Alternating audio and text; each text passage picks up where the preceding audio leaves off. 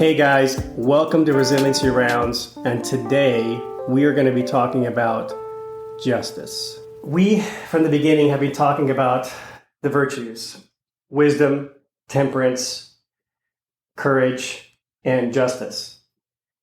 And we are in a current social and political environment where justice is very much on people's minds at this point, I think, because of the recent episodes of police brutality, basically violations of civil liberties, civil rights that have a lot of people upset. So I just had a very moving experience that I want to share with you.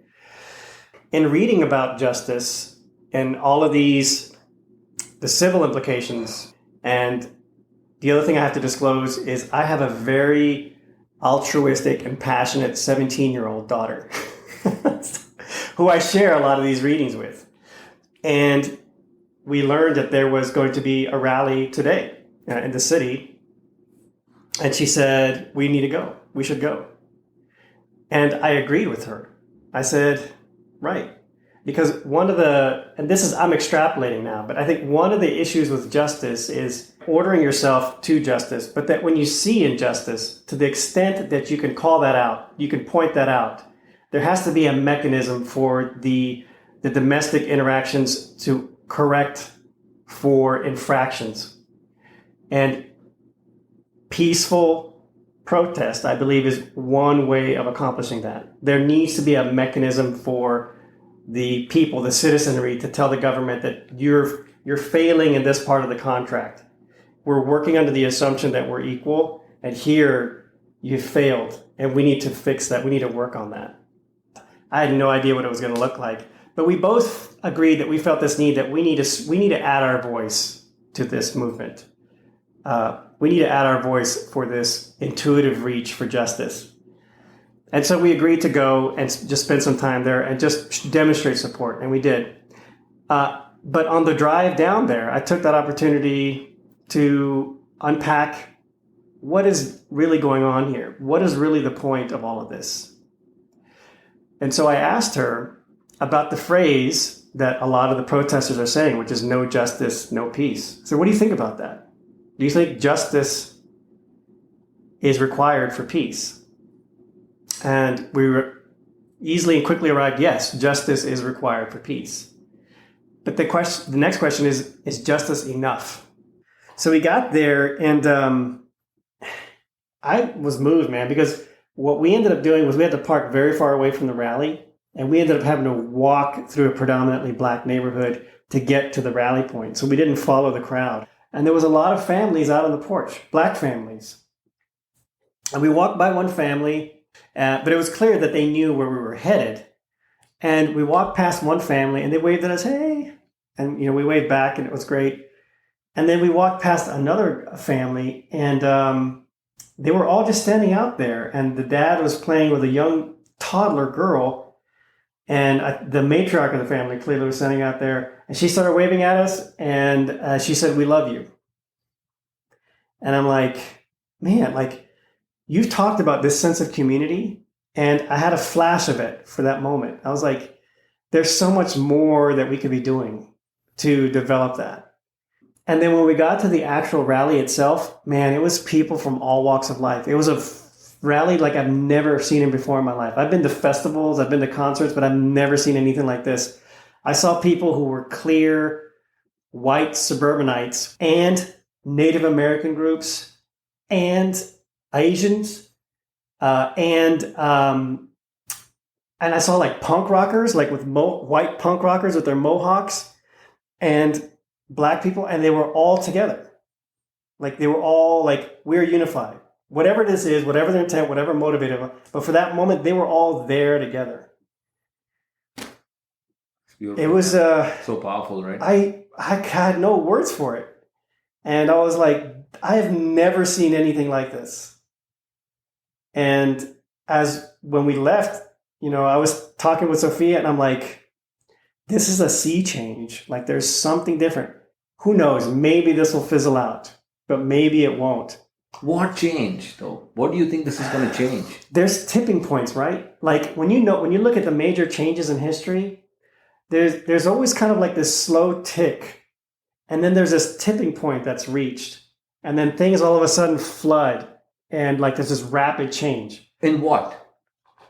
I think what's happening here is that there is a sense of, I think what's happened is that we've reached a point now where it's more than just Black leaders and people in the Black community saying, hey, this is not right. You see what keeps happening here? Like, this is not right. The voice pointing that out has mostly been Black. And there's been some people outside of their group that have lent support to that. But what's happening now is it's something that I've never seen before. There was a large throng of white people there who clearly are not from that neighborhood, man. Like I'm telling you, like there was people clearly well off, like in a totally different socioeconomic status, walking around, and there was a group of Native Americans there, and like there was this solidarity there. So as to what's changed, I can't really put my finger on it, but I just think maybe it's the fact that there's this constant droning of these events. And I think what triggered it was just the brutality of that video, just what they saw. You're right. There was a visceral reaction to what they saw, and that engendered this very strong sense of injustice. And I think for the people who had been, because think about it, because you're right, in some ways, I could never put myself in the shoes of an African American who's been pulled over for no other reason except for that they're African American. Like that's got to wear on you, man. That's got to piss you off. That's got to feel wrong. You know what I mean? Yeah. And so I think what it was is that, that lady said, I love you. There was a I looked in her eyes, man. And I because of COVID, I can't do anything. I can't shake her hand or give her a hug or anything like that. But I looked at her and I was like, I nodded and I went like this. And I was like, in that moment, she was my neighbor. She was my equal. She saw me in herself and I saw her in myself. Now, see, the words now escape me, but that's what that feeling was. It was this moment of community that I'd never, and it completely sliced across economic strata and it sliced across ethnicities. It was just everybody, at least for this moment, had the same idea that whatever it is, something's not right now, but we all are here together in agreement. It's a powerful moment. I mean, the way you describe it, yeah, it obviously is. It's very powerful, man. So we'll see. We'll see where this goes.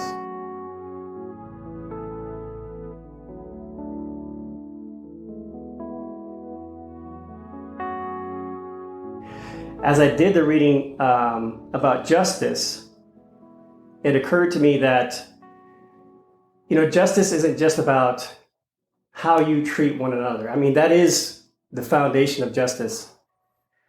But there's two qualities to justice. There's justice as a social virtue, mm-hmm. and then there's justice as an individual virtue. Mm-hmm. And it seemed to me that there's a continuum between the two, meaning that the social virtue of justice sort of relies on the willingness of individuals to embrace their own sense of justice as individuals. Yeah, that's very well said. And so it's sort of it's an emergent property. What does that mean, though? I think it's important we talk about what we mean by social justice as opposed to individual justice. So individual justice is the judgments that you make as they pertain to your interactions with other people. And to the extent that you are going to make judgments, decisions to inform the actions, because it's important to point out that it has to do with action, that you're going to act in a way that is fair and equitable. For example, if you and I go and decide to grab some pizza, my sense of justice, my individual justice, the individual virtue of justice. This is a very trivial example. I'm going to slice that pizza right exactly down the middle because I am going to share the good of that pizza with you equally, because in my mind, that is the equal result of the formula in my mind. So we are both equals, and thus we should share things equally in that regard. Share the good equally. It's what tells me what tells me to slice the pizza right down the middle. Okay. Mm-hmm. So that is a very, and we'll explore it more, but that is a very simplified view of the individual virtue of justice. So the guiding principle of justice is what informed how I should act in that situation as an interaction with somebody else. Got it. Okay. The social virtue of justice is how well a community or a government is able to preserve the fairness, the equality amongst the interactions between itself and its citizens and between citizen to citizen. So that is how I view the social aspect, the social virtue of justice. But someone could argue, though, that what you described initially is also a social virtue of justice, right? It is you and me, and I could be society, it could be one, it could be many, right? So is that really a differentiation between... I get what you're saying. What you're saying, how one... Yeah, go ahead. So what I would say is it's kind of a continuum, because there is... And we keep doing it. This seems to be the recurring theme every time we talk about a virtue or a concept. But there's like a micro and a macro. Yeah. But because I agree with you. There's no question that those are two separate things altogether, right? There is this justice that comes from it's like a natural precept, right? That those are the rules that you and me know exist. You and me didn't sign a contract saying that I'm going to be fair to you. I'm not going to walk into your house and steal your property and walk away. I didn't sign any such contract, but I know it exists. Right? And that comes from the sense man knows how to interact with other men. What is good is good. What is bad.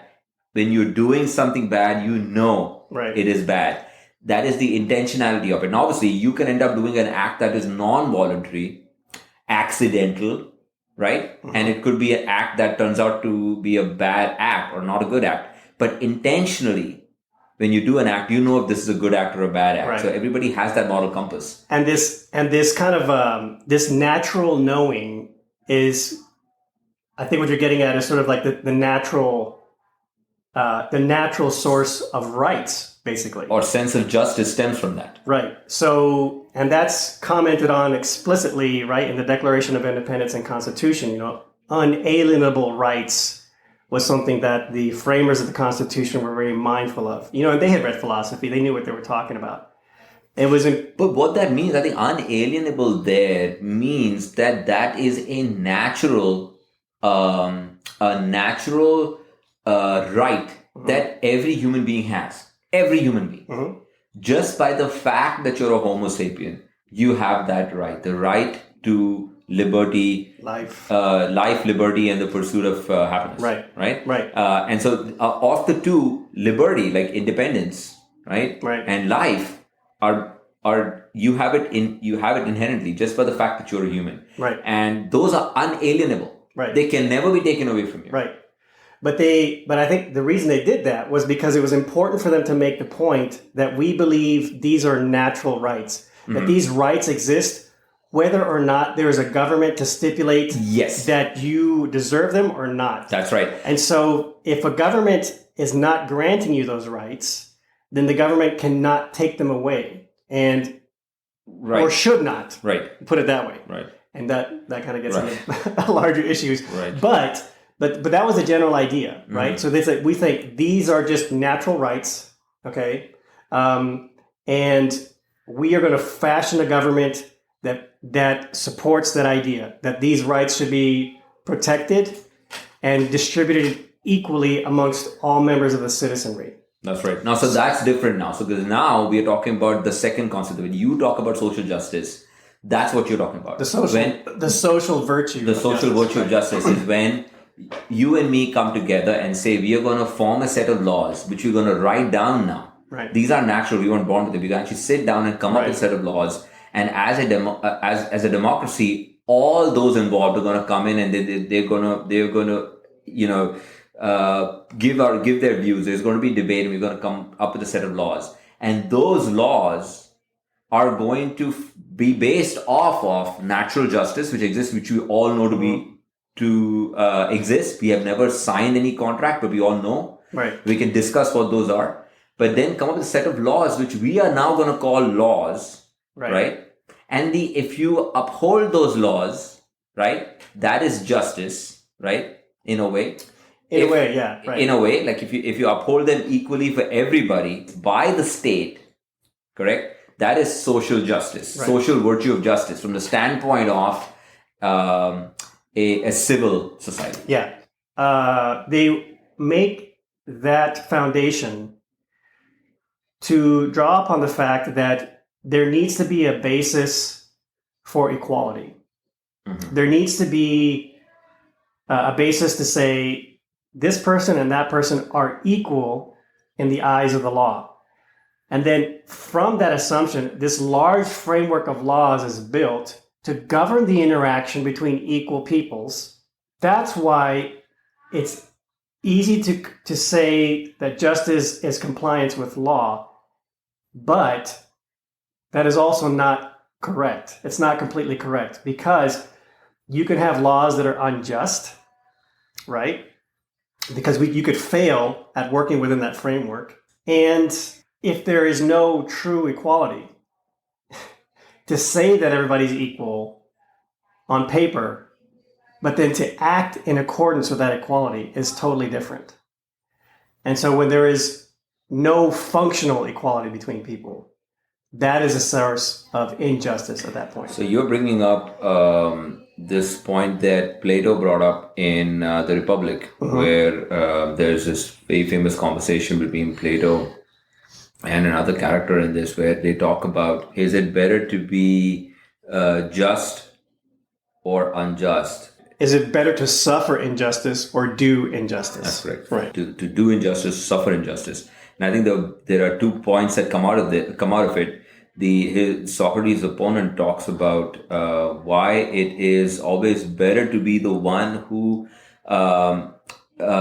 meets out injustice as opposed to one who suffers from injustice, because he says justice and injustice are relative terms. Socrates says it's better to suffer injustice. Socrates says it's better to suffer, but the opposite. The opponent starts saying that there is no reason to suffer injustice. So you should always be the one who's the oppressor. Essentially, the might makes right argument. Might makes right argument. Exactly right. The working assumption meaning that that there's no natural right. The rights that you have are those that are bequeathed to you by the government, and therefore the government can... By the strong. Right, by the strong. Right, by rulers. By the rulers. And the weak, if they do not obey those laws, they are now...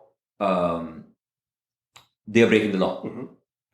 And so justice from the strong is making sure that the laws are upheld. And if they do not oppress the weak to enforce the laws, they are also are being unjust.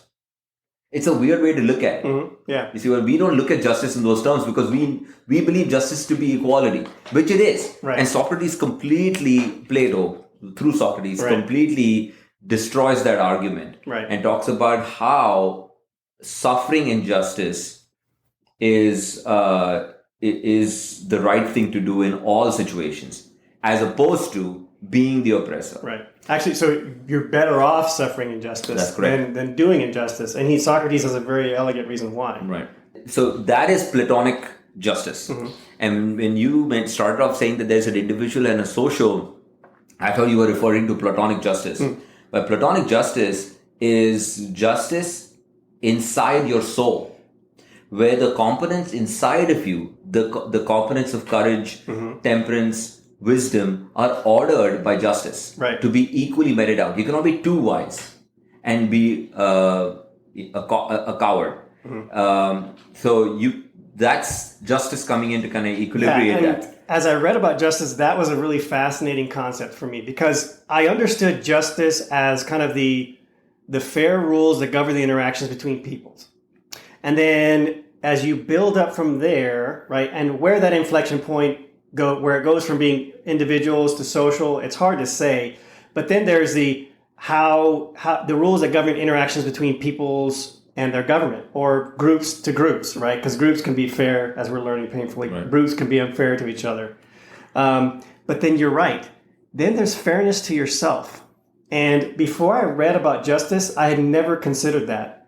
And that sent my wheels spinning, because I think that's something that physicians struggle with too. But yes, how you order your own virtues, how you are able to modulate between courage, wisdom, and temperance is a form of justice to yourself. Mm-hmm. The way that I think of it for me as a physician, so the question is how can you be unjust to yourself like this when you don't ask for help, when you're ashamed to ask for help? This is how I interpret it. I have felt guilty to ask for help. And the guilt has actually been strong enough to where it's silenced me. It's tied my tongue in a knot and said, no, you're not going to do that. I'm not being just to myself. And it's because I felt like I was holding myself to this unrealistic standard, like, oh, that means that you suck, or you're too lazy, or you didn't manage your time well enough. And when I'm doing that, I'm being unjust to myself. I'm not allowing myself to be temperate to myself. Right. And it's not the truth. Right. So I'm abandoning wisdom. Right. And I think a lot of physicians who are struggling, with burnout or just stress or just having bad days, that is the lack of justice to yourself, maybe at the root of a lot of that, when you look at it that way. And that was fascinating for me to read. I'd never considered there's your personal virtue of justice as how you decide how to interact with other people, cutting that slice of pizza evenly. But then there's how you interplay and modulate between your own virtues, like the intra virtue of justice.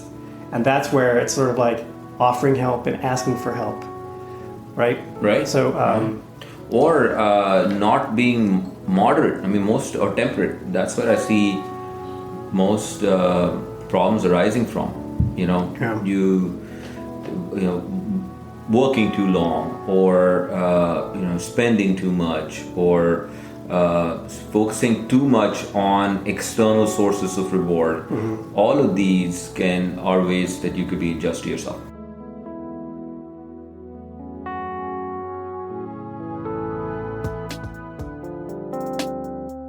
Don't forget to look us up and subscribe to our podcast and leave us an honest 5-star rating. But really at this point, any feedback would be greatly appreciated. And as always, we will include relevant information in our show notes wherever possible. So we have a Twitter handle, we have a Facebook page. We also have our Gmail account, resiliencyrounds@gmail.com. Shoot us some questions, give us some feedback there, and we'd be happy to get back in touch with you. All right, guys. Until next time. Yeah, thank you.